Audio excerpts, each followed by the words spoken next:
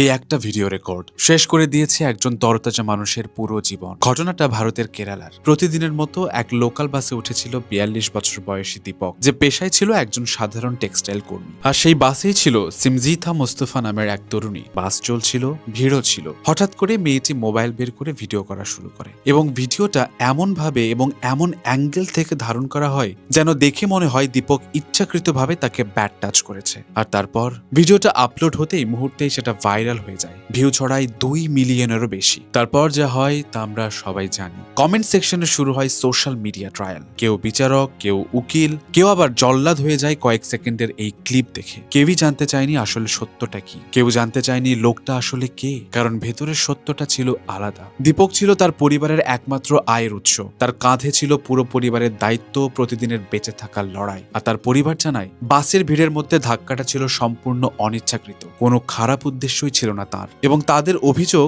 ভিডিওটা বানানো হয়েছিল শুধুমাত্র রিচ আর ভিউ কামানোর জন্য। সামাজিকভাবে অপমান, অনলাইন হেট আর মানসিক চাপ, এই তিনটার ভার সহ্য করতে না পেরে দীপক নিজের জীবন নিজেই নিয়ে নেয়। পরে পুলিশ সিমজিথা মোস্তফাকে আটক করে এবং তার বিরুদ্ধে মামলা দায়ের করে। শেষে শুধু এতটুকুই বলবো, সোশ্যাল মিডিয়ায় একটু স্যাভেজ হতে গিয়ে একটা লাইক বা রিচের দৌড়ে কখন যে আমরা অপরাধী হয়ে যাই, সেটা বুঝতে বুঝতেই সব শেষ হয়ে যায়।